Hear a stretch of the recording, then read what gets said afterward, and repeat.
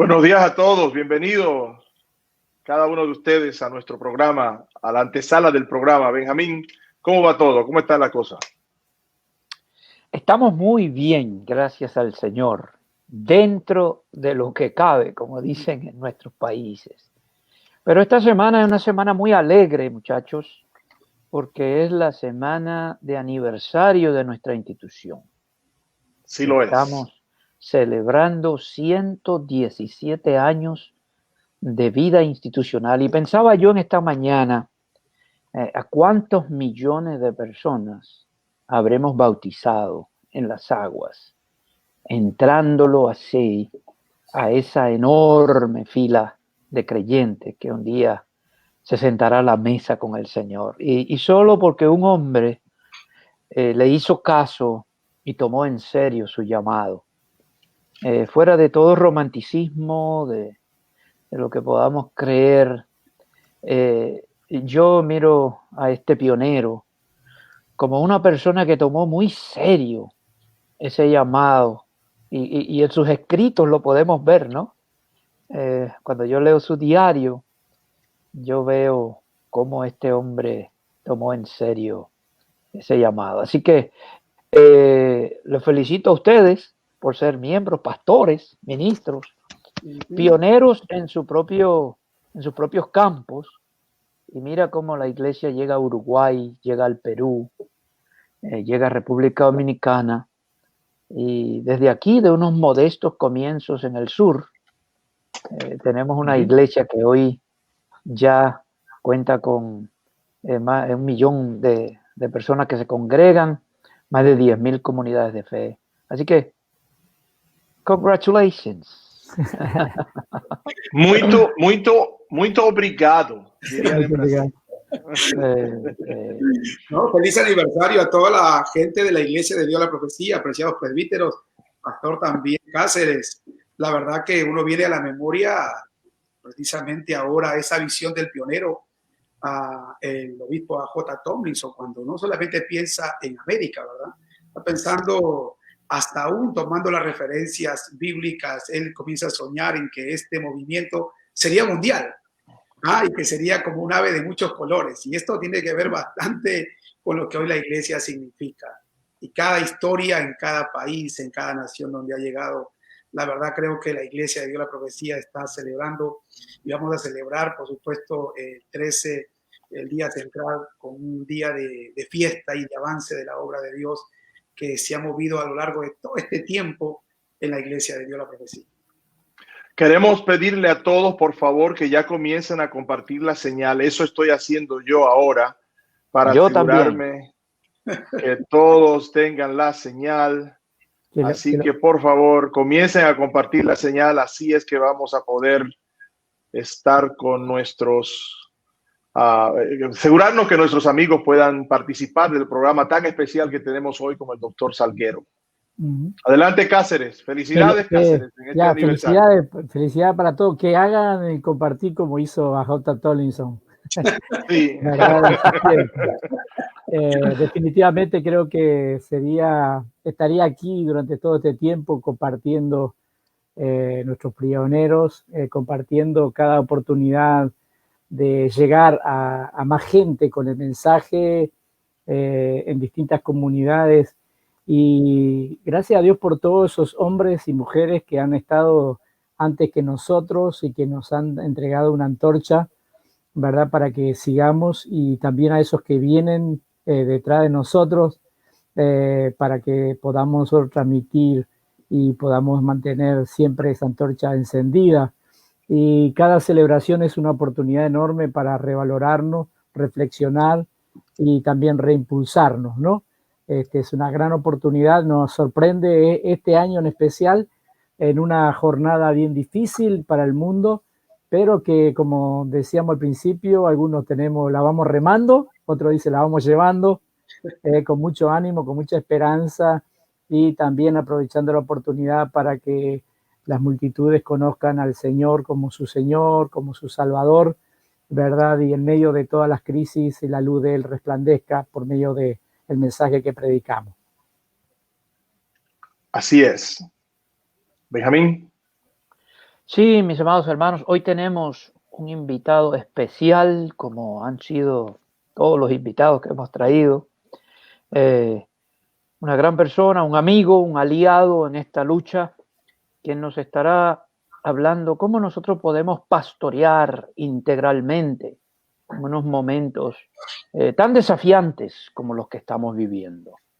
El doctor Salguero no es una persona desconocida ni para nosotros ni para el pueblo evangélico. Es una persona que está en la comunidad haciendo la diferencia en el campo académico, en el campo de trabajo, en la iglesia El Calvario, una iglesia estandarte en la ciudad de Orlando, una iglesia definitivamente que va a la delantera, abrazando todo lo que tiene un impacto en la sociedad, porque eso es lo que la iglesia debería hacer.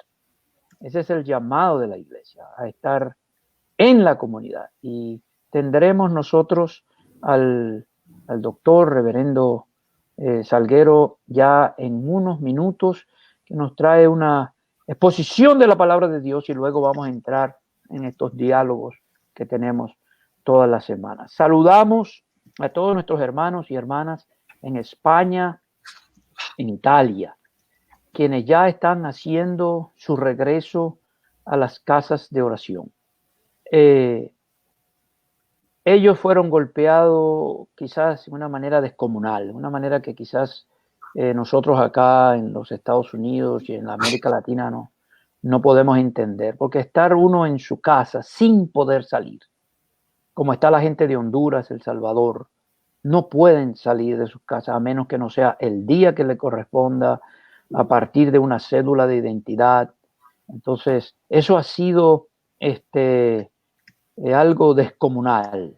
La gente está ya hastiada, ya la gente está desafiando, como ustedes han visto en las pantallas de nuestros televisores, acá en las noticias, la gente está desafiante, porque al ser humano le gusta su libertad, y esto ha dado lugar a una serie de debates políticos, hasta dónde el Estado debe meterse en la vida de la iglesia o del individuo.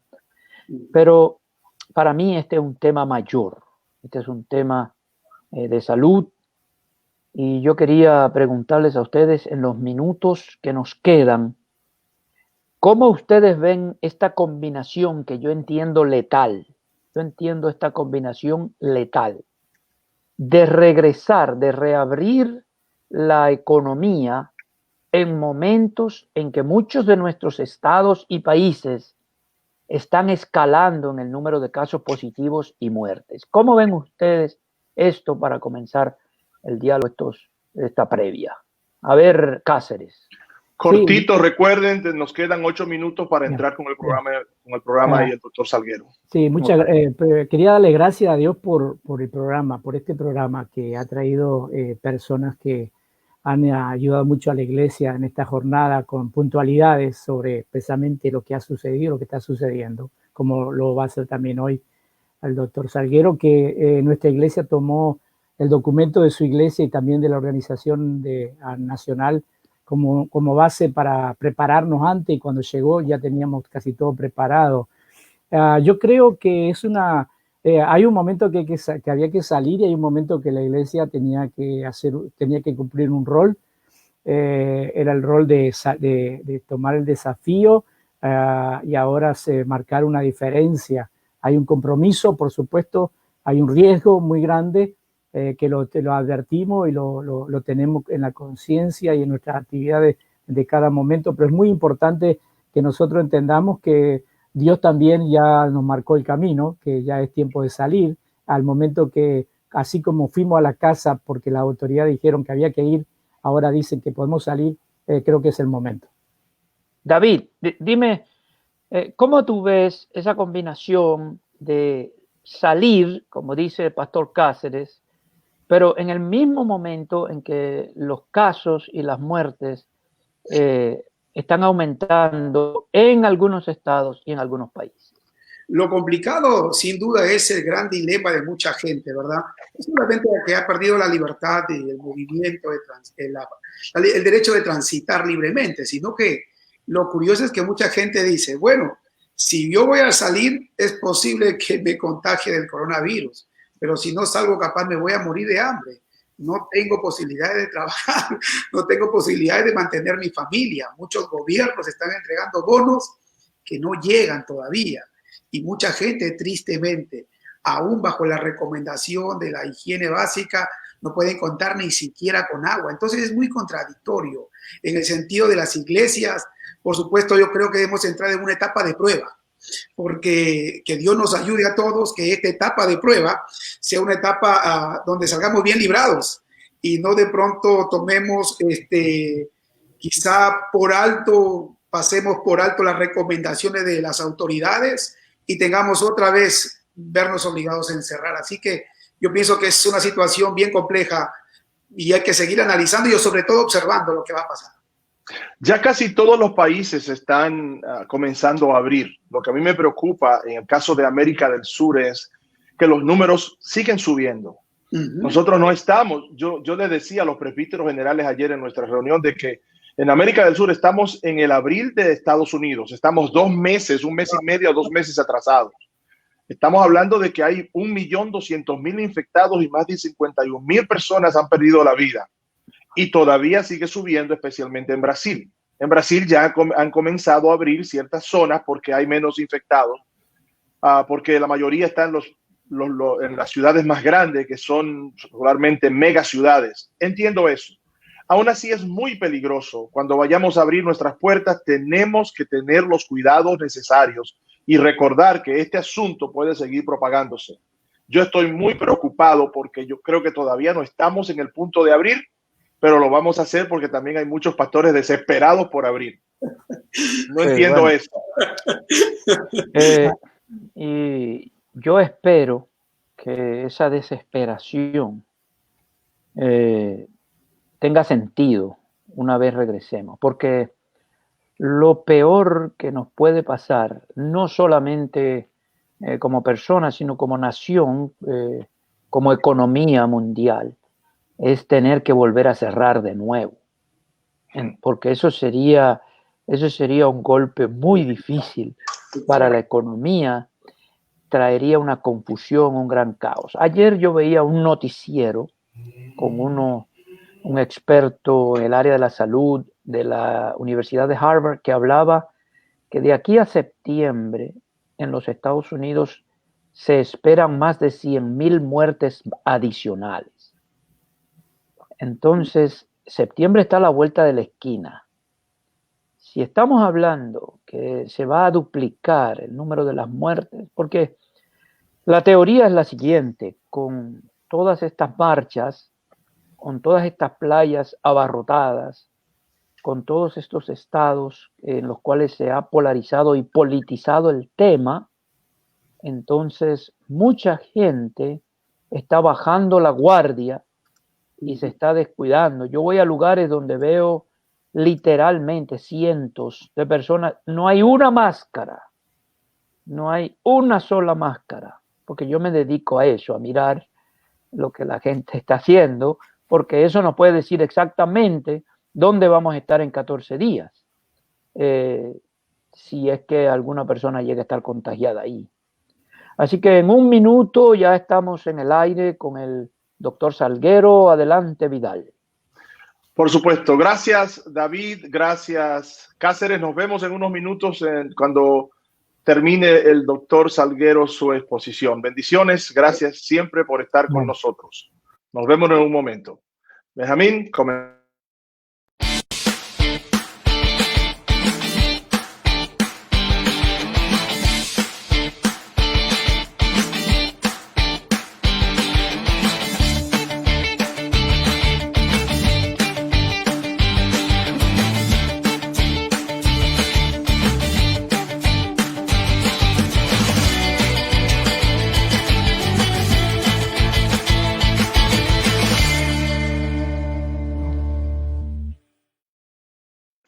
Buenos días, América Latina. Buenas tardes, Europa. Bienvenidos todos al programa de hoy. Es una entrega muy especial con un pastor muy especial que apreciamos bastante y que tiene un ministerio precioso no solamente en Orlando, sino en los Estados Unidos completo. Es un placer para nosotros tener al doctor Salguero y voy a dejar que mi compañero Benjamín Félix introduzca al doctor Salguero. Adelante, Benjamín.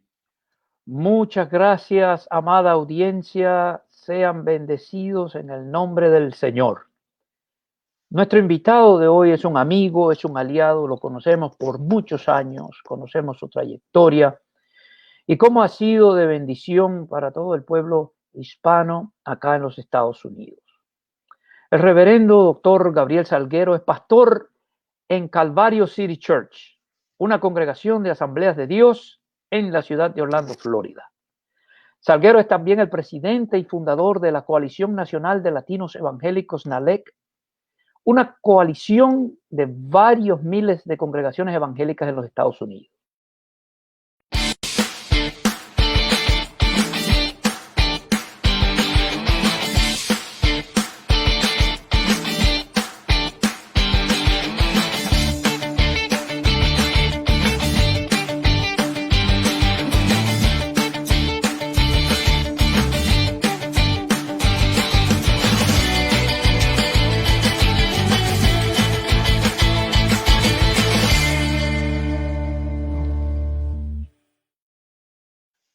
Eso fui yo, cometí un error tratando de poner un trasfondo diferente a la introducción. Benjamín, sigue con Salguero, por favor.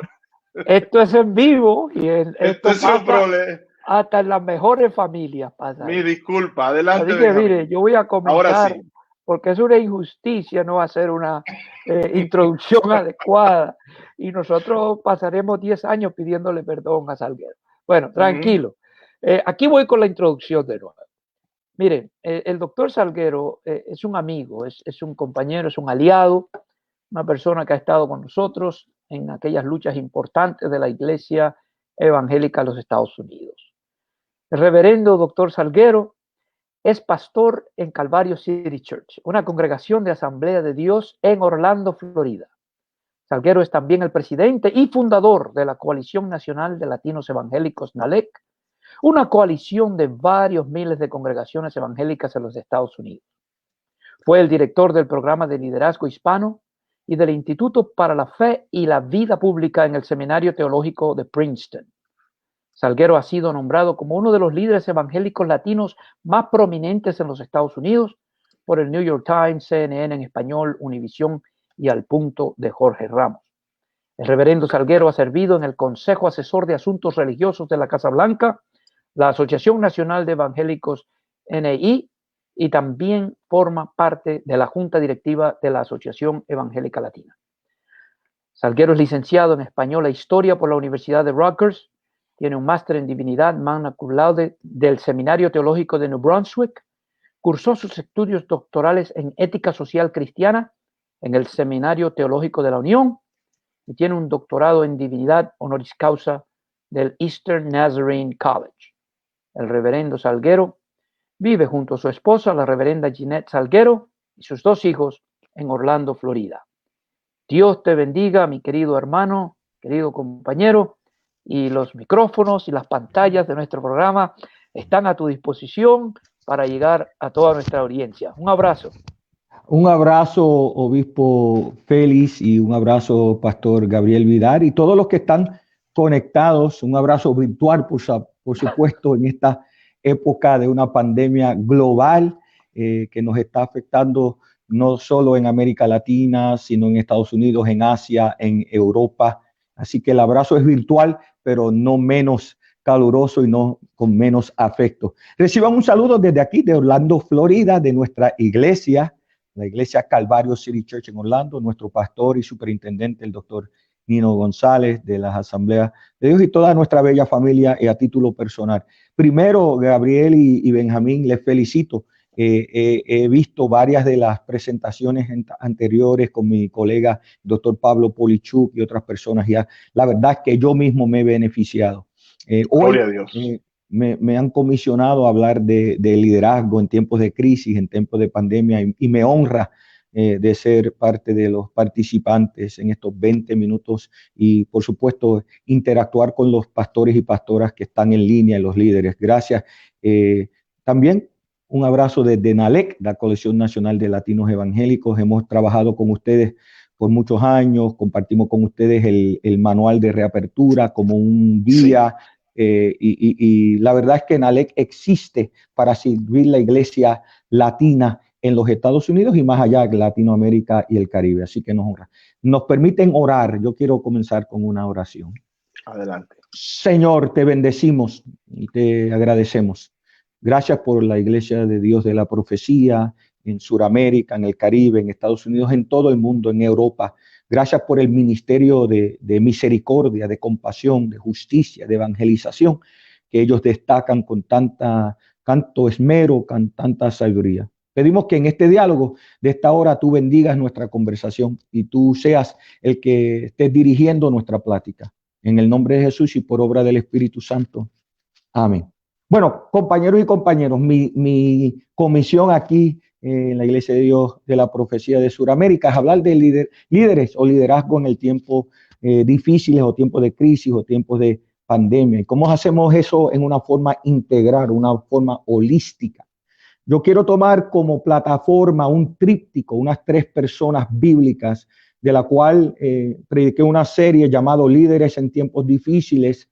Y la tríptica o el tríptico desarrolló, para ustedes que están tomando notas, 3 líderes. José durante hambre en Egipto, Esther durante persecución de su pueblo en Persia y Timoteo en Éfeso. Esos 3 líderes en tiempos de crisis nos enseñan varias estrategias, metodologías, principios y valores que nos ayudan a desarrollar un liderazgo. Repito, el tríptico que yo usé fue José en hambre en Egipto, Esther en persecución de los judíos en Persia y Timoteo en Éfeso. Y hoy solo voy a desarrollar un poco de qué nos enseña Timoteo sobre cómo liderar en tiempos de crisis en una forma integral.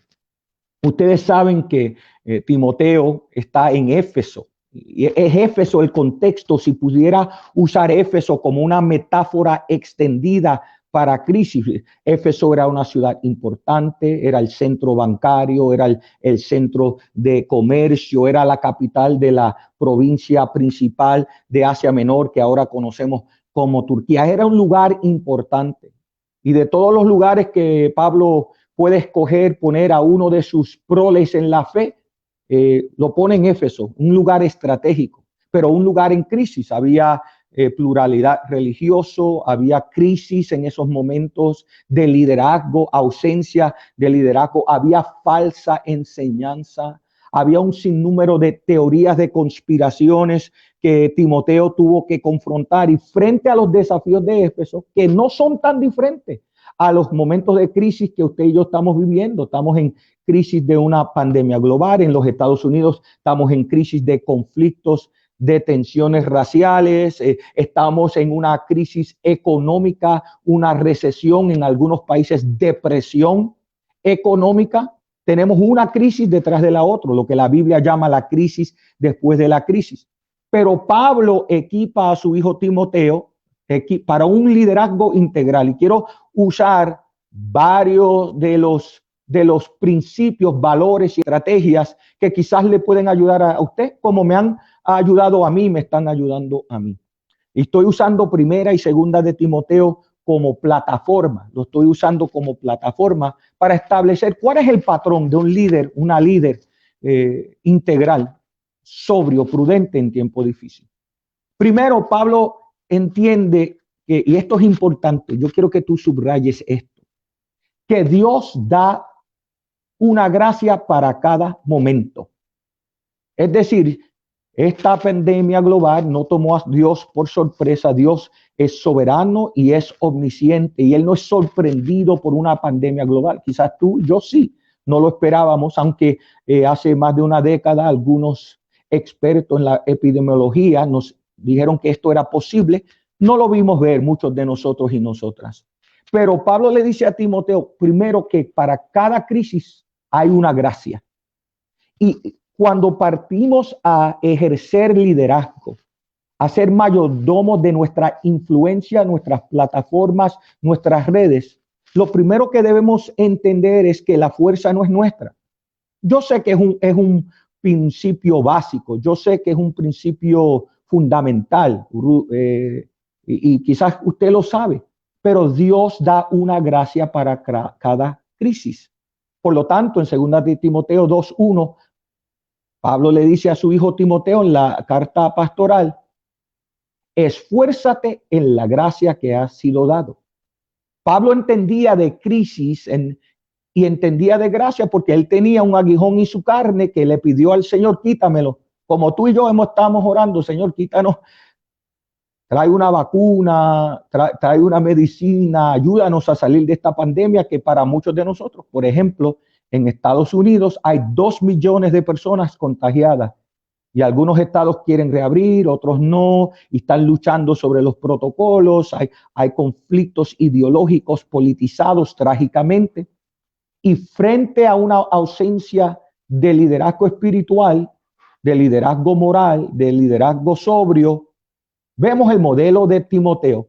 Y lo primero que Pablo le dice a Timoteo es: esfuércete en la gracia. Porque Pablo, cuando pide que se le remueva su aguijón, Dios no lo remueve, pero dice: bástate en mi gracia, porque mi poder se perfecciona en las debilidades. Mire, yo estoy recibiendo un sinnúmero de textos, de WhatsApp, de reuniones de Zoom. Hay una nueva enfermedad, permíteme usar un neologismo, una nueva palabra.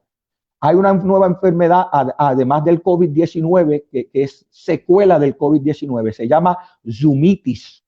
También se permite el neologismo enzumado, porque vamos de una reunión a otra y nos sobrecargamos. Primero tenemos que entender que Dios nos da gracia: pastor, líder denominacional, ejecutivo, presbítero, pastor de iglesia grande, pequeña, plantador de iglesia, líder de dama, caballero, líder en salud emocional, psicólogo, psiquiatra, cristiano.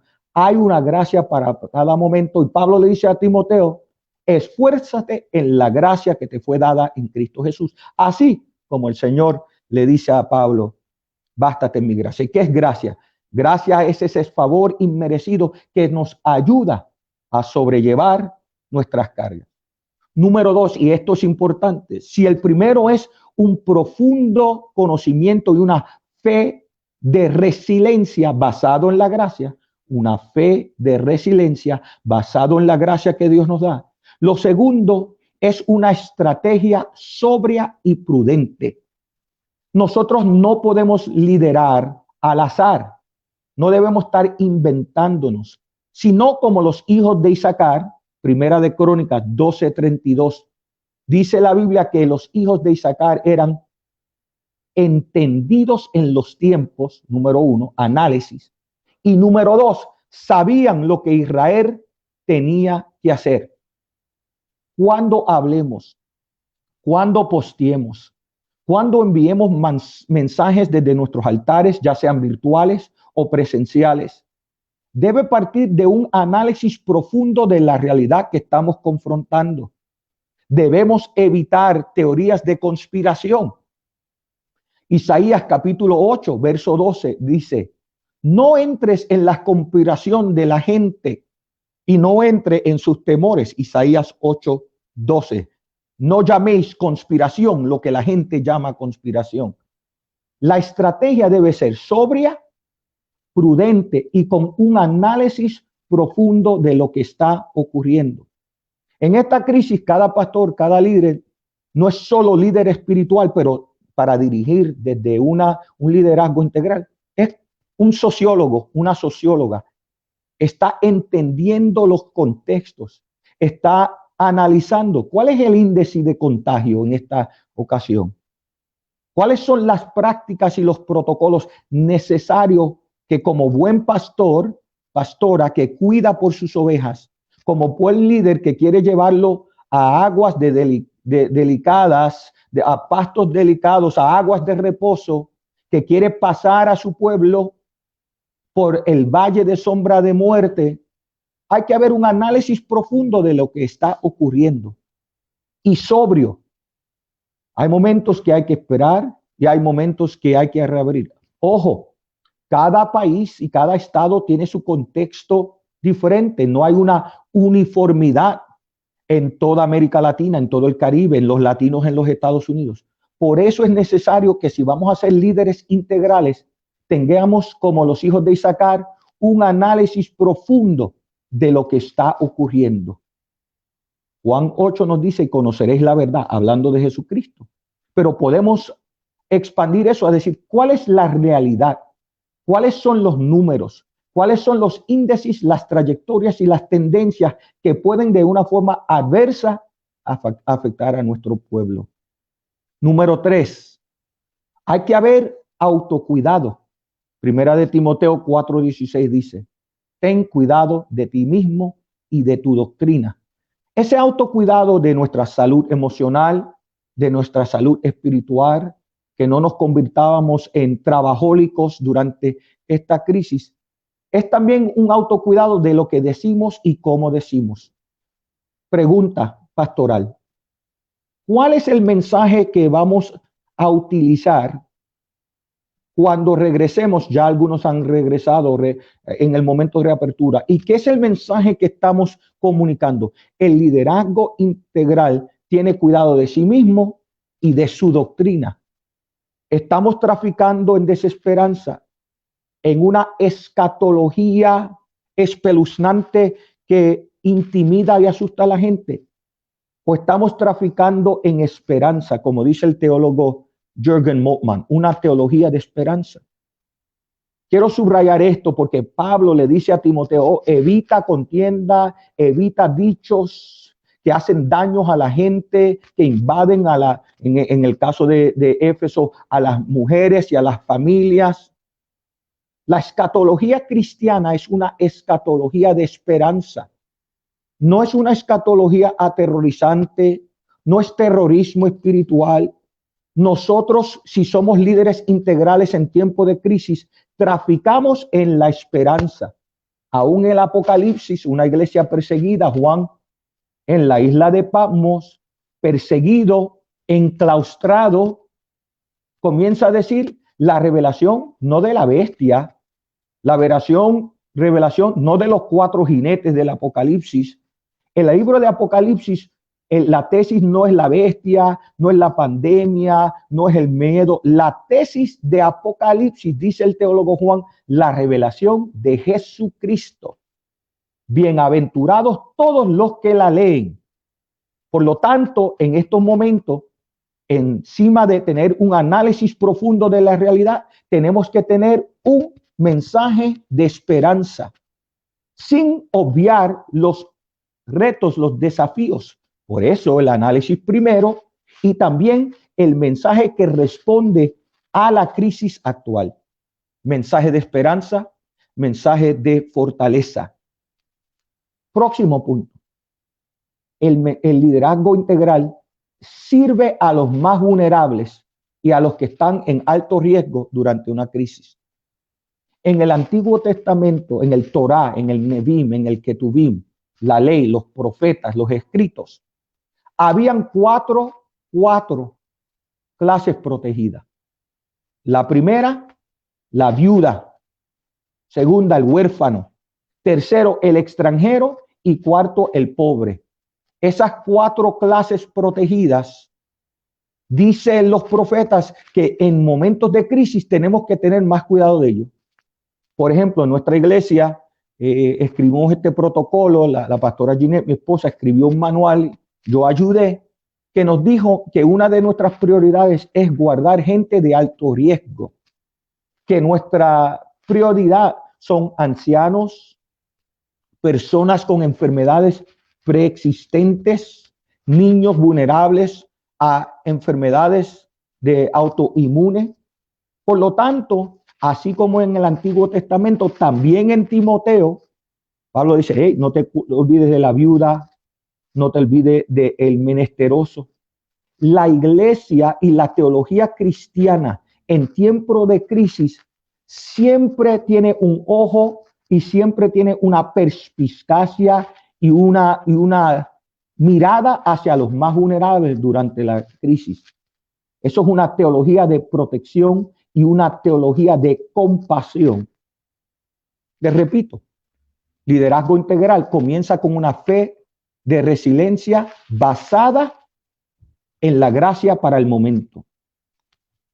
El liderazgo integral tiene una estrategia sobria y prudente que no está basado en teorías de conspiración, que no está basada en la politización. La iglesia pentecostal a nivel mundial, en América Latina, en Estados Unidos, en Europa, tiene una voz autóctona, tiene una voz independiente que no se politiza, sino que está basada en la revelación trascendental de la palabra de Dios.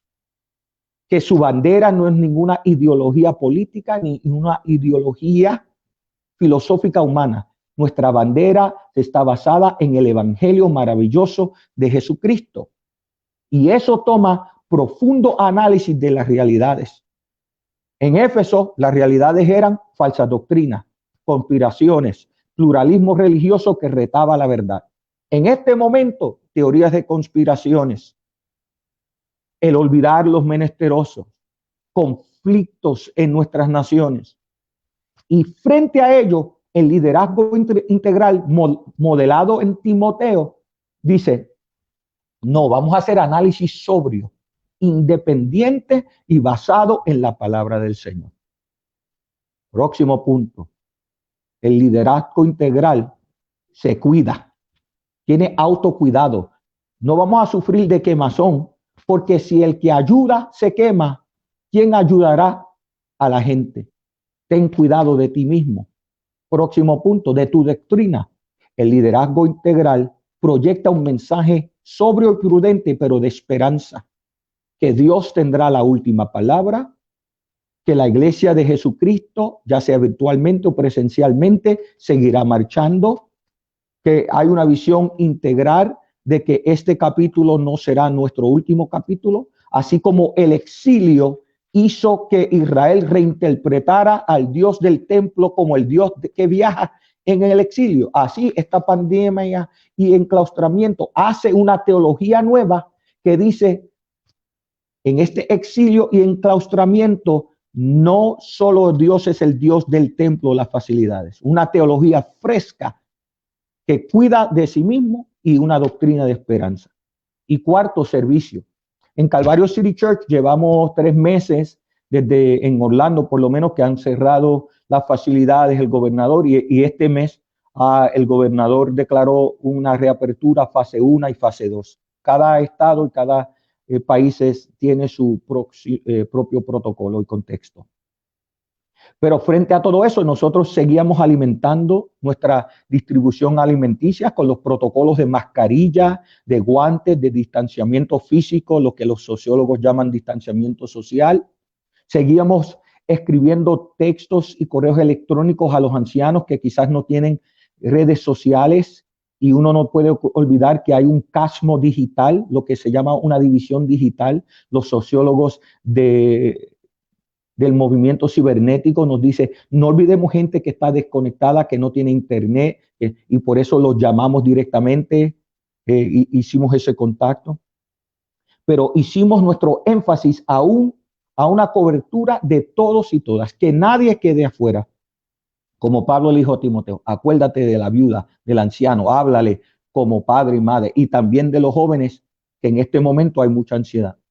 Y último, el liderazgo integral comienza a reinterpretar la nueva realidad, y como decía el obispo Benjamín Félix en una presentación, ¿cuál va a ser nuestra relación nueva a instituciones, a estructuras, a gobiernos, a comunidades y con la ciencia? El liderazgo integral, como los hijos de Isaacar, dice, esto es un nuevo momento, cómo la iglesia debe reaccionar en una forma sobria y prudente. Mire, yo agradezco este tiempo, quiero interactuar con ustedes, les animo a escuchar esa reflexión sobre el tríptico, líderes en tiempos difíciles, de José, de Esther y Timoteo, y qué bueno, qué oportunidad que pude estar con ustedes. Cedo esta parte para preguntas, respuestas e interacción. Muchas gracias, mi querido hermano y compañero. Qué magistral ha sido esta presentación. Yo aquí estuve tomando notas y escribí 2 veces los 5 puntos. Mira, primero te quiero dar las gracias por estar disponible y dispuesto a compartir con nosotros, porque necesitábamos oír tu voz. Este programa nació de esa urgencia que tenemos Gabriel y yo de llevar orientación en tiempos de desorientación. Las ovejas se desorientan muy fácil y los pastores se sobrecargan muy fácil. Me encantó tu punto número 3, el autocuidado, pero yo quiero pasar por cada uno de los puntos. Mira, lo primero que te quiero dar gracias es por ese documento de NALEC que tú preparaste. Te quiero decir que nuestras 5,000 iglesias alrededor del mundo se beneficiaron de él. Se los enviamos a todas y cada una de ellas le dijimos que adapte y adopte, que coja, que quite, que añada y de acuerdo a cómo sus entidades gubernamentales, su ambiente político, socioeconómico, las leyes y la situación de la pandemia. Así que te agradezco eso y agradezco todo lo que tú y NALEC hacen por el pueblo hispano.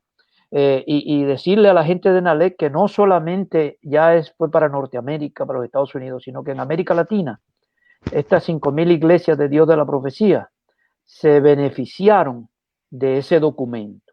Y luego te voy a mostrar, porque sucedieron cosas muy bonitas alrededor de ese documento. En segundo lugar, hemos estado haciendo un llamado al pastorado a estos mismos 5 puntos que tú nos diste de una manera magistral. Pero uno de ellos fue a que nos cuidáramos, El pastor, tenemos muchos pastores que nos están viendo alrededor del mundo. El pastor tiene, y tú y yo hablábamos ayer de la Zoomitis o que estamos enzumados. Hacer una conferencia a través de Zoom o de cualquier pantalla, de cualquier plataforma, toma más energía que estar presente. Entonces, esto está causando un estrés tremendo. Además, los pastores sienten que tienen que estar disponibles 24 horas, porque solo es prender la computadora. Entonces, yo quiero que tú nos hables con relación a ese autocuidado del pastor en tiempos de crisis. Y tú me decías ayer, yo tengo niños pequeños. Y si no tuviera niños pequeños, pues tiene una esposa, tiene una casa, tiene cosas. Háblanos del autocuidado a la luz de Timoteo. Mire, la realidad es que, o sea, cuando Pablo con frecuencia aconseja a sus proles y a los hombres y mujeres que mentorean que se cuiden. Él aún habla del ejercicio, él habla de cuidar su sistema digestivo, el estómago. Pablo tenía una teología del cuerpo, porque nosotros no somos almas que flotan en el aire. El cuerpo se cansa, se desgasta, las capacidades intelectuales tienen sus límites, tenemos que descansar. Y yo creo que parte de ello es una buena intención, ¿sabes? Queremos ayudar, queremos que la gente se sientan que estamos presentes, aunque no estemos con ellos. Y ese impulso pastoral, que es bueno, también tiene su reto y su desafío y su tentación del complejo mesiánico, que yo tengo que salvar a la gente. Bueno, el mundo solo tiene un Salvador, se llama Jesucristo, y nosotros no tenemos que tomar su lugar, somos colaboradores con Él en este gran trabajo del reino. Y por lo tanto, uno tiene que poner límites, porque si no, termina quemado, divorciado, los hijos enojados con uno, lo ven más frente a la pantalla que frente a su familia, que ellos también están sufriendo la pandemia, ellos también están pasando por el impacto emocional, psicológico de estar enclaustrados, tomar clases virtualmente, como es el caso aquí en Estados Unidos. Entonces, hay que entender que hay que poner límites. A cierta hora ya yo no voy a seguir, tengo que estar con mi familia. Si voy a trabajar de 9 a 5, de 9 a 6, después de las 6, tengo que comer, tengo que cenar. Porque esto es lo que pasa. El quemazón del pastor puede producir apertura al pecado y apertura a malas decisiones. No usamos nuestro capital intelectual a lo máximo cuando estamos quemados. No podemos ejercer las mejores estrategias. No solo eso, a veces nuestro temperamento cambia cuando estamos cansados. Tratamos la gente más cortamente, más rudamente. Entonces, hay unos efectos nefastos y nefarios a no tener el autocuidado. Y acuérdese, esto es un maratón. Ya llevamos 3 meses en esto y solo Dios sabe en algunos países cómo esto se va a manifestar y cuándo se va a dar la vacuna. Por lo tanto, hay que tener una visión a largo plazo. ¿Cómo vamos a cometer este maratón? También empoderar a los laicos, empoderar a grupos pequeños del cuidado. O sea, el pastor o la pastora no lo tiene que hacer todo. Quizás este es un buen momento para capacitar a los laicos para la obra del ministerio, como dice el apóstol Pablo, y comenzar a difundir el trabajo entre nosotros los pastores y también los hermanos y hermanas capaces para cuidar, para así también quitarle carga al pastor rector o a la pastora rectora. Porque si no, mire, trágicamente en este 2 meses hemos visto 5 suicidios de pastores de mega iglesia en Estados Unidos. 5 se han suicidado, pastores de mega iglesias evangélicas en los Estados Unidos. Ayer NALEC tiene un acuerdo con Barna, que hace estudios de iglesia hispana. Y uno de los estudios es que pregunta, pastor, ¿cómo tú te sientes? Más del 50%, esto es una encuesta, no mía, pero que NALEC está haciendo con Barna y Glue, más del 50% enojado, exhausto y quemado. Y cuando yo leí en el periódico de Christianity Today de otro pastor esta semana que suicidó, yo dije, no, hay que decirle a nuestros pastores y pastoras, ten cuidado de ti mismo, cuídate, protégete, porque si no cuidamos de los pastores, ¿qué será de las ovejas? Sería bueno explorar, a ver si son pastores independientes o de denominaciones, porque nosotros hemos estado tratando de estar en comunicación con nuestros pastores, animándolos y hablándoles. Nuestros supervisores nacionales están en comunicación con sus pastores. Los pastores están tratando de hablar con sus líderes. Sería interesante ver, no sé si ese dato existe, si eso está mayormente en los pastores independientes que no tienen a nadie quien esté trabajando con ellos, aconsejándolos, ayudándolos en este momento, o si son pastores de todas las iglesias. Y el tema, sería bueno saber eso. El tema aquí, Gabriel, los dos Gabrieles, mira, es quién pastorea. El nombre más bonito en esta transmisión. Sí, ellos tienen el segundo nombre más bonito que hay. Mira, ¿quién pastorea al pastor? En momentos, ¿quiénes son tus amigos? ¿Con quién tú hablas? Yo leí en uno de los libros de enfoque a la familia que se dedican a estudiar la vida del pastor, ¿no? Que más del 60% de los pastores sienten hoy que tienen menos valor, menos autoestima que cuando comenzaron el ministerio. Entonces, la pregunta que te hizo Vidal es, sería interesante ver quién está alrededor tuyo, cómo está tu salud emocional. Por eso fue que al principio de esta pandemia tomamos esa decisión de que vamos a llamar a todos nuestros pastores y le vamos a hacer esa pregunta. ¿Cómo estás? ¿Te falta comida? ¿Cómo están los diezmos? Todas esas cosas, porque como tú decías al principio, no somos seres que andamos volando en el espacio. Estamos aquí en la tierra, como dice Villafañe, no estamos glorificados todavía. Así que... Y es consecuencia a veces de una teología que está desconectada a la realidad humana, una antropología. ¿Sabes? El ser humano es espíritu, alma y cuerpo, y el cuerpo es parte esencial como de esto, y es lo que se llama una teología descorporar, fuera de cuerpo, como si no tuviera, y es peligroso. Segundo, de unas prácticas pastorales, Pete Scazzero en su libro Una espiritualidad emocionalmente sana, que se lo recomiendo a todos y todas, nos acuerda que la espiritualidad está atado a la salud emocional. y Pete en su libro dice que él mismo hizo varios errores y por poco se rinde porque no cuidó de su salud emocional, que tuvo impacto en su eficacia pastoral y en su matrimonio y en su salud. Y la pandemia ha, creo que, realzado esto, porque si los diezmos han bajado 30 o 40%. Tenemos personas que han muerto en nuestras congregaciones. Todo eso tiene su impacto emocional. Claro que sí. El caso me llama la atención lo de las mega iglesias, porque a veces, no todos los pastores, por supuesto, tú eres pastor de una mega iglesia, pero no todos, algunos pastores de mega iglesias se creen seres superiores, superdotados, con autoridades que según ellos, fueron entregadas por Dios para ellos dirigir y mandar y liderar. Y ahora nadie les puede aconsejar a estas personas porque ellos lo saben todo, ellos tienen toda la gracia de Dios sobre ellos. Entonces, cuando llega el momento que ellos necesitan a alguien, nadie a veces está dispuesto a ayudarlos porque ellos no escuchan a nadie. Sino la crisis de ser llanero solitario es que cuando viene un balacero, no tienes quien te defiende. Te guarda la espalda. Eres llanero solitario, por ahí viene el balacero con contrincante. Mire, vamos a ser honestos.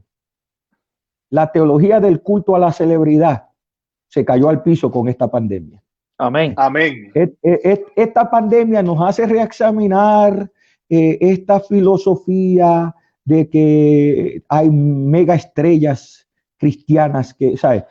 Porque la pandemia, mire, ha afectado a primeros ministros de Inglaterra, al príncipe Carlos de Inglaterra, a senadores, a baloncelistas de la NBA, a representantes, ricos y pobres, educados, pastores han muerto en Nueva York, que era el epicentro. Hemos perdido trágicamente a algunos de nuestros colegas pastores. No discrimina. Entonces, cuando nosotros partimos de una teología insalubre, la crisis manifiesta que no teníamos la teología correcta y nos hace, si somos sabios, reevaluar. Pero esta teología es bíblica, es pastoral, es la que necesitan nuestros pueblos, ¿no? Y cuando nos prestábamos al culto a la celebridad, a la teología de la estrella, en esta pandemia tuvimos que decir no. Estábamos edificando con arena y no con piedra. Así es. Una pregunta que sale de tu exposición, Gabriel. Y no sé si usaste escatología de terror. Creo que sí. Si no, fue algo parecido. Eso mismo. Y me llamó la atención porque tenemos dos tipos de ministros. Tenemos el ministro que hace dinero de la teología de terror. Vamos a ser sinceros. Sí. Tenemos otros que están a la expectativa de lo que está sucediendo en el mundo, buscando la manera de entender que estamos en los últimos tiempos. Y he recibido preguntas de varios pastores que me dicen, ¿es la pandemia una indicación del tiempo del fin? Yo sé que hemos tenido pandemia desde los primeros siglos del cristianismo y seguramente antes de eso, pero muchos están ahora pensando, como es la primera vez que enfrentan algo como esto, están pensando, ¿es esto parte de los castigos del fin? ¿Es esto el principio de dolores? Me gustaría que me hables sobre eso porque hay gente sincera que hace esa pregunta y otras personas, repito, se aprovechan para sacar mayores beneficios. No, gracias, Gabriel. Es una pregunta yo creo que muy legítima. Cuando hay crisis, esas preguntas teológicas son muy legítimas y necesarias como pastores hacernos esa. Mire, el doctor Samuel Pagán, cuando nos habla de la escatología, y el doctor Rubén Pérez Torres, de una escatología de esperanza, o sea, el principio del fin, estamos en los últimos días desde los tiempos de Cristo, ¿no? De acuerdo a la teología neotestamentaria, Pablo entendía hace casi 2000 años atrás que estaba en los tiempos del fin. Bueno, si Pablo entendía eso hace 2000 años, yo también entiendo que estamos en los tiempos del fin. Pero frente a esos tiempos del fin, tenemos que entender que no somos la primera generación de cristianos que confronta desastres globales. Por ejemplo, la pandemia de la influencia española hace 100 años atrás. Me acuerdo, yo era un poco más joven, cuando vino el Y2K. ¿Te acuerdas del Y2K? Claro. Que las computadoras van a cerrar, etcétera, porque cada fin de siglo y de milenio eso pasa. Pasó en el 1899, hubo una pregunta teológica en el 1999, cuando 2000, ¿qué vamos a hacer? No estamos listos, la gente empezó a almacenar comidas enlatadas, etcétera. Entonces, es una pregunta porque la crisis siempre ha provocado preguntas sobre escatología. Lo que yo diría es que cada uno de nosotros, como no podemos, dice Jesús, saber el día ni la hora, o sea, el calendario no ha sido revelado para nosotros. Tenemos que vivir con sobriedad, seguir predicando el evangelio. Si, como no está en nuestra potestad, dice Jesús a los discípulos, no está en nuestra potestad. Solo está en la potestad del Padre saber los días y las sazones. Vamos a vivir como si el fin llegase mañana, pero también como si tenemos trabajo que hacer mientras el día dura. Nosotros siempre vivimos en esa paradoja entre el fin se acerca y hay que trabajar mientras el día dure. Podemos hacer ambas cosas sin influenciar en teologías y escatologías que especulan, ponen fecha, ¿no? Nosotros estamos basados en lo que Jesús nos dijo. No sabemos el día ni la hora, trabajamos mientras el día dura. Si hay principio de dolores, nos preparamos en cada generación para nuestro encuentro con Dios. Amén. Muy buena respuesta. Hay una pregunta del público. Lucía Dávila, muchas gracias, doctor Salguero. Hablamos con la atención de desamparados, viudas, huérfanos, ancianos, conociendo que ellos son gente de oración. Pero, ¿cómo atendemos a los jóvenes y adolescentes que están activos en las redes sociales y distraídos a la vez? Excelente pregunta. Mire lo que hizo hay un libro que se llama La Babilonia Digital, escrito por Barna. Está en inglés, pero lo están traduciendo, Digital Babylon. Dice, la tesis de ese libro es que la juventud vive en una Babilonia digital y que es el trabajo que el campo misionero de la iglesia postmoderna es el campo digital. Facebook, Twitter, TikTok, Instagram, Snapchat, Zoom. Yo puedo seguir ilustrando las redes sociales. ¿Y qué hacemos cuando estamos en una Babilonia? Bueno, en Daniel nos dice que enseñamos a los jóvenes esas disciplinas espirituales de oración, ayuno, pero también de intimidad familiar. En el libro The TechWise Family, la familia sabia tecnológica de Andy Crouch, él dice, una de las formas es que hay que ponerle límite a las plataformas digitales. Pero vamos a ser honestos, el gran reto de ponerle límite a los jóvenes y adolescentes es que no nos puesto límite a nosotros mismos. Estamos en Facebook 4 o 5 horas. Entonces hay que modelarle a estas generaciones qué es la mayordomía de la tecnología. ¿Sabes? Porque se han convertido en cyborg, la palabra cyborg, mitad humano y mitad computadora o mitad electrónico. Entonces, decirle a los jóvenes, mira, cualquier cosa en exceso te hace daño a tu salud emocional, a tu salud espiritual, a tu desarrollo intelectual. No es que no lo usen, la tecnología no es buena ni mala per se, es el uso y la mayordomía de eso. Mi consejo a los pastores y las pastoras es que desarrollen una teología de la tecnología y de la mayordomía de la tecnología. ¿Cuáles son sus límites? ¿Cuáles son sus usos? ¿Y cuáles son sus abusos? Número 2, que estemos presentes. ¿Sabes? Hay que poner las limitaciones. Hay un sinnúmero de aparatos como Covenant Eyes, Safe Eyes, que protege a nuestros niños de la invasión, que muchos ministerios cristianos tienen para ayudar a nuestros niños a navegar la tecnología. Y último, ¿sabes? Hay que ser intencional con tiempo familiar. Esto no va a pasar por osmosis. Hay que llamar a los jóvenes y a los niños. Hay que llamar. El discipulado no trabaja por osmosis. Tiene que ser intencional, a sentarse al diálogo, al foro sobre la iglesia y la tecnología. Yo acabo de hacer 2 podcasts llamados La Iglesia y la Tecnología, donde hablo de la intencionalidad de ayudar a la gente. No es la primera vez que tecnología desafía. Ahora es cibernética, pero anteriormente era televisión, era radio, y cada tecnología trae su beneficio y su reto. Y hay que desarrollar una teología de mayordomía de tecnología y enseñársela a los jóvenes, generación milenial, generación Z. Sí, déjame decir algo con relación a eso. La tecnología también puede ser tu aliado en el campo misional, en el campo misionero. Correcto. Esta semana estamos lanzando en Centroamérica un programa de plantación de iglesias, de comunidades digitales, que es el resultado de poner los jóvenes de la iglesia a trabajar junto al Ministerio de Plantación de Iglesias, y estamos plantando cientos de comunidades virtuales, digitales. Le llamamos misioneros digitales. Entonces ya no tenemos los jóvenes jugando juegos en las redes, los tenemos evangelizando a sus amigos.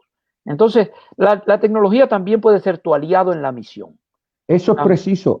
Uno tiene que ser mayordomo. Hay un término que se llama evangelista, que es evangelista electrónico. En la iglesia que la pastora Ginette y yo pastoreábamos en Nueva York, teníamos dimos una posición a un joven y lo llamamos el evangelista the Electronic Evangelist, evangelista electrónico. Hay algo en Misiones Mundial, aquí en Calvario, la pastora Stephanie tiene algo que se llama misiones en línea, donde nos conectamos con misioneros en lugares sensitivos, en otros lugares. Entonces, es una herramienta para expandir el evangelio, y no solo expandir, involucrar e envolver los jóvenes en eso. Esta misma semana reclutamos a jóvenes para ser parte de esos misioneros en línea y de evangelistas, porque si no se involucra, lo que no se usa, se pierde. Adelante, David. Ahora tenemos a nuestro pastor David Bruno desde California con una pregunta, y también está con nosotros el pastor Cáceres desde Lynn, Massachusetts. Bienvenidos, compañeros. Aquí estamos con el doctor Gabriel Salguero. Dios lo bendiga, doctor Salguero. Estaba mirando una conferencia suya en YouTube donde usted hacía una reflexión que los creyentes no debemos olvidar que este movimiento del cual somos parte, usted refiriéndose al cristianismo, fue fundado por un joven de apenas 33 años. En ese sentido, usted, hablando de liderazgo integral, nos ha hecho la referencia de que debemos pensar en capacitar a la generación capaz, también joven, pero también, usted lo ha dicho, a los laicos. Se ha mencionado que a veces algunos líderes pueden tomar la figura de superhéroes y capaz le cuesta delegar. ¿Cuál sería el desafío, doctor Salguero, para pastores que estamos capaz en primera línea en el trabajo arduo? Comenzar a capacitar a la juventud o adolescencia, que también lo ha referido el presbítero Benjamín, que a veces están distraídos en otros ámbitos, mas no así en la tarea y en la visión de iglesia. Mire, gracias por esa pregunta y esa exposición. Mire, para establecer un liderazgo multigeneracional, por así decirlo, de boomers, de generación X, de millennials, de generación Z. Yo soy generación X, ¿verdad? Yo tengo 46 años, aunque parezco de 26, obispo.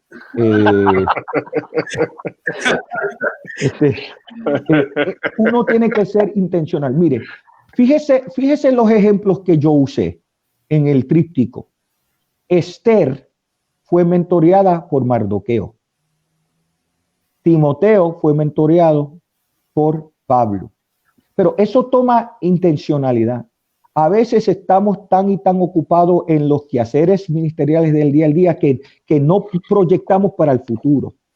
Y parte de nuestro tiempo como líderes tenemos que separarlo para discipular y mentorear los presentes y futuros líderes. Digo presentes y futuros líderes. Entonces, el doctor Dale Bronner dice, la persona que no tiene futuro piensa en días. El líder piensa en semanas o meses, pero el estratega piensa en décadas. Entonces, por lo tanto, Mardoqueo invirtió en Hadasa para el momento, Pablo en Timoteo, en Tito para el momento necesario. ¿Qué quiere decir eso? dos cosas. El primer desafío es saber que uno no lo sabe todo. Uno no solo enseña a los jóvenes, uno aprende de los jóvenes, de sus fuerzas, etcétera. La postura de humildad es imprescindible en la mentoría, porque uno tiene que asumir la postura, yo no lo sé todo, estamos en una comunidad, especialmente entre los millennials, no le gusta el método de la jerarquía, donde tú solo depositas, le gusta más el intercambio, donde tú depositas, pero también escuchas el intercambio.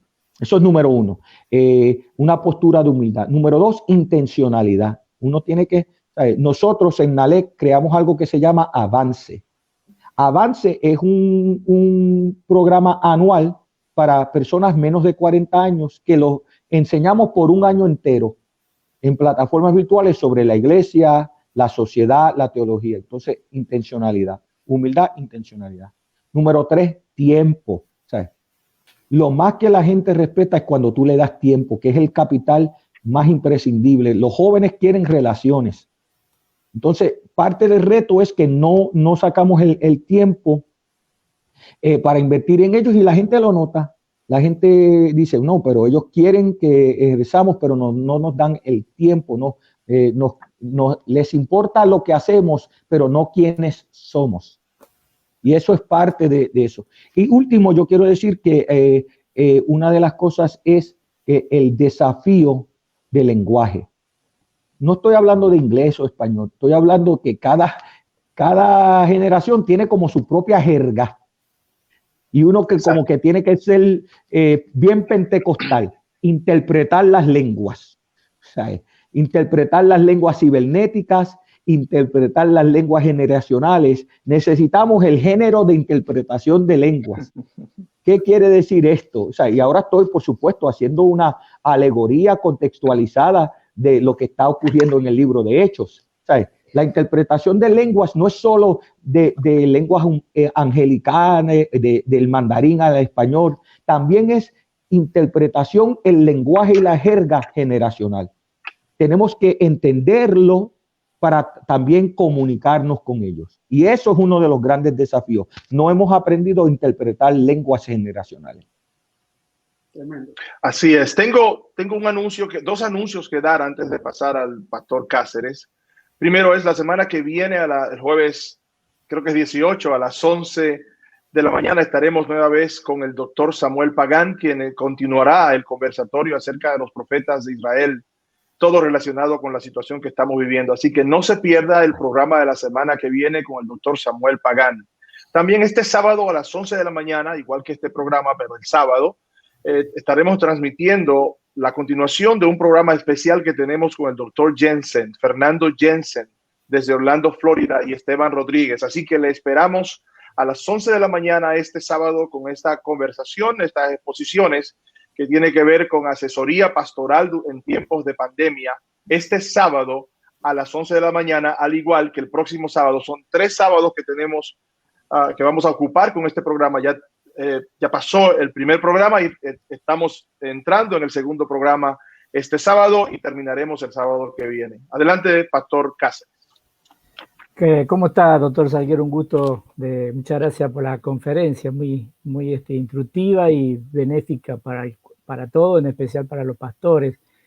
Yo siempre he estado durante este tiempo dándome cuenta que todo el tiempo de esta generación de pastores, por lo menos mi generación, hemos estado pasándola cómodo, ¿verdad? O sea, hemos tenido incidentes en la iglesia, gente que fallece, problemas con la drogadicción, el alcoholismo y todo eso, pero nunca habíamos estado frente a algo que de lo cual hemos predicado que pasó y que va a pasar. O sea, siempre hablábamos, ¿verdad?, de lo que pasaba, lo que va a pasar.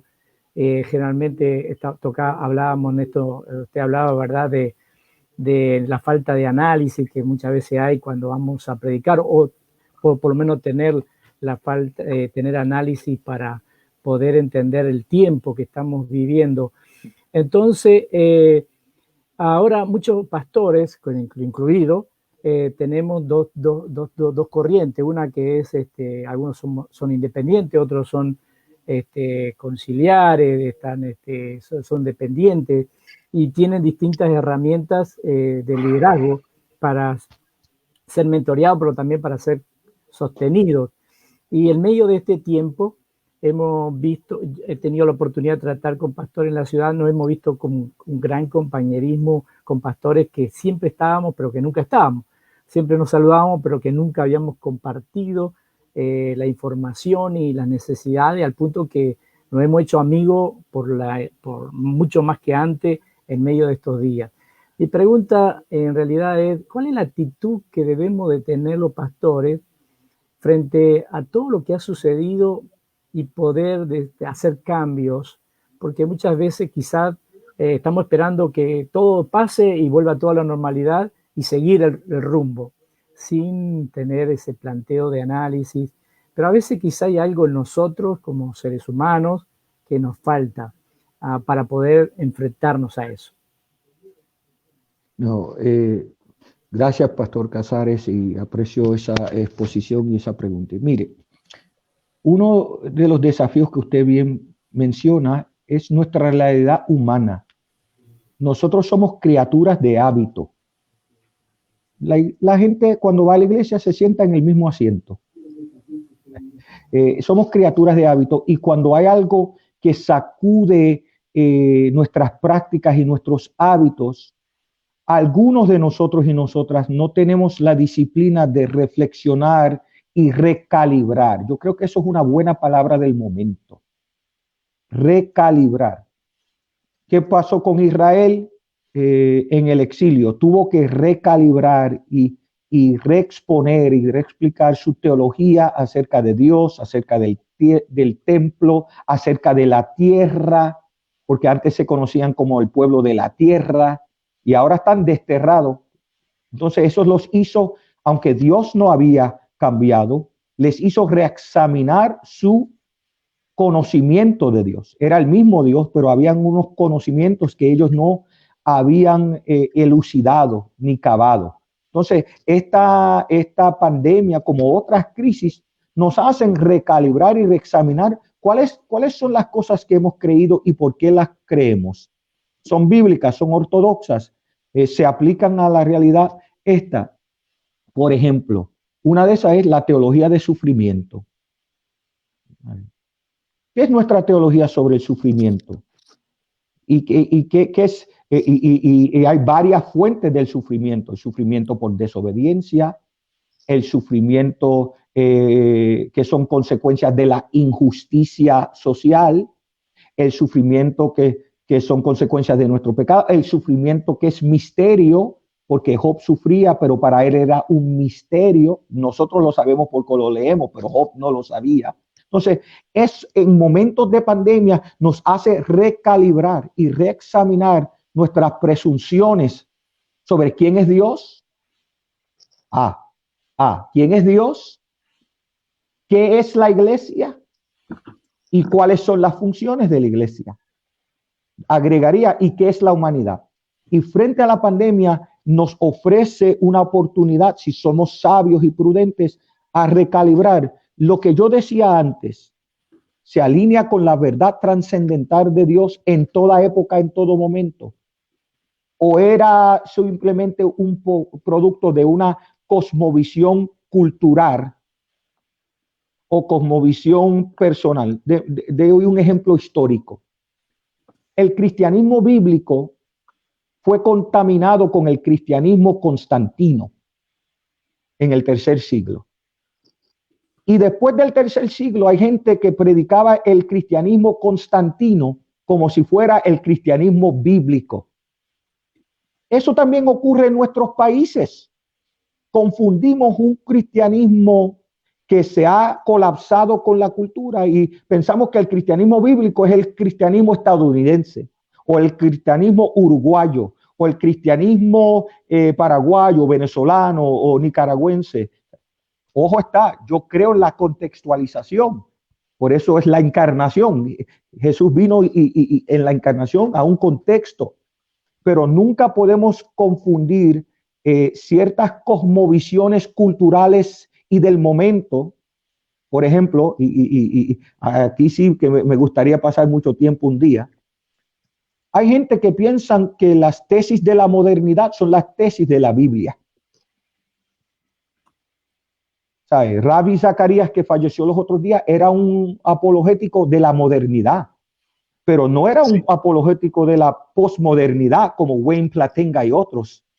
Y la iglesia latina en los Estados Unidos y en Latinoamérica piensa que la modernidad es la Biblia, aunque la Biblia es un libro premoderno y trascendental que habla en la premodernidad, la modernidad, posmodernidad y turbomodernidad.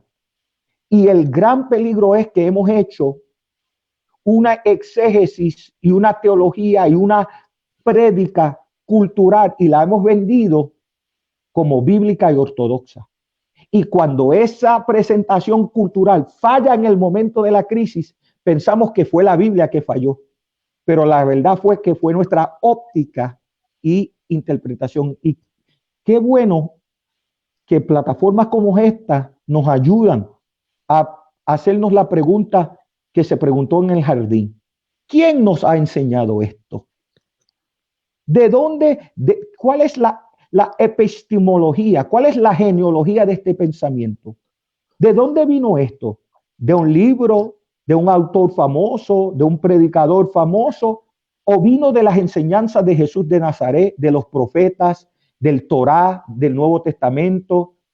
Estamos en un momento donde tenemos que analizar fuentes de interpretación frente a nuevas realidades.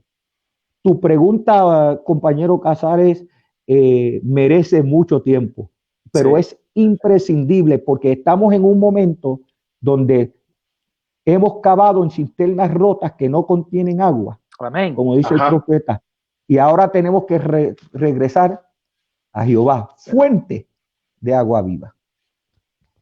Como dicen los pentecostales tradicionales, agárrate.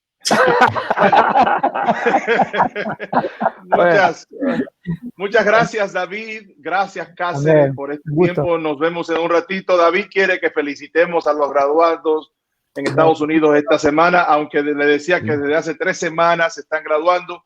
Su hijo Estefano se acaba de graduar y eso es algo muy importante para David. Felicidades a todos los que se graduaron en mi iglesia local en los Estados Unidos. También. En tu iglesia local también, en la mía también, con fotografías y todo, porque no se pudo celebrar. En Estados Unidos no se celebraron las graduaciones y me imagino que en América Latina tampoco. Es un año perdido para las graduaciones, pero la gente se sigue, los jóvenes se gradúan. Gracias, David. Gracias, Pastor Cáceres. Nos vemos en un ratito. No se vaya, doctor Salguero, cuando terminemos. En privado tenemos una corta conversación. Tenía una pregunta del público, pero se nos terminó el tiempo, así que voy a entregar a mi compañero Benjamín para su conclusión. ¿Cómo Gracias. es? Bueno, en no, yo lugar, siempre lo estoy gozando. Qué bueno, nosotros también. Muchas gracias, Salguero. Vamos a estar en contacto porque tú tocaste unos nervios muy sensitivos y nosotros necesitamos la iglesia del siglo XXI, la iglesia posmoderna, necesita estos foros donde nosotros podamos hablar estas cosas. Sobre todo la iglesia pentecostal, que es una iglesia simplista y a veces escapista, donde nosotros nos conformamos con muy poco y le damos soluciones fáciles a cosas muy complejas. Nosotros necesitamos estos foros donde podamos hablar y orientar a nuestros jóvenes, porque ellos tienen preguntas importantes que hacer, como las tuvimos tú y yo cuando crecimos en esta iglesia pentecostal, en esta iglesia donde a veces nos confundíamos si somos hispanos, si somos americanos, si somos negros. ¿Qué es lo que somos, por favor? ¿Qué es lo que pasa? ¿Por qué yo siento a veces ira? ¿Por qué me rebelo? El joven necesita que la iglesia lo acoja y trabajar sus dudas y sus luchas dentro de la iglesia, que es el único lugar seguro para el joven. Entonces, se nos está acabando el tiempo, pero yo quisiera invitarte a que vuelvas al programa. Todo el que viene aquí tiene que volver. porque es que se tocan cosas muy importantes. Quiero resumir. Querido pastor, querido compañero, Dios te da una gracia especial para este momento. Como se la dijo Pablo a Timoteo, Dios te va a dar la gracia. La cruz no será más pesada que la gracia que Él nos da. Fue el primer punto que magistralmente nos trajo el pastor Salguero en esta ponencia tan importante. Número 2, necesitamos estrategias sobrias y prudentes. Cuidémonos de las especulaciones. No hablemos temas que no dominamos, ni escatológicos, ni teorías de conspiración. La gente como clavos hincados, como clavos clavados magistralmente por las manos de un perito, son las palabras de un pastor. Pueden construir y pueden hacer daño. Número 3, pastor, cuídate. Ten cuidado de ti mismo primero, después de la doctrina, pero si tú no te cuidas, tú no vas a servir para nada. No le vas a servir a tu iglesia, no le vas a servir a tu denominación, no le vas a servir a tu familia. Debemos de cuidarnos. Número 4, tenemos que priorizar a los más vulnerables de la congregación. Al principio de esta pandemia hicimos un llamado a que ninguno de nuestros miembros o visitantes o amigos se quedara sin el cuidado pastoral. Los que no manejan las redes, busquemos 2 maneras, yo les sugería a Centroamérica, busquemos 2 maneras de estar en contacto con nuestros ancianos. Los que no manejan las redes, los que no escuchan noticias, tenemos que tener mucho cuidado de ellos porque son los más vulnerables.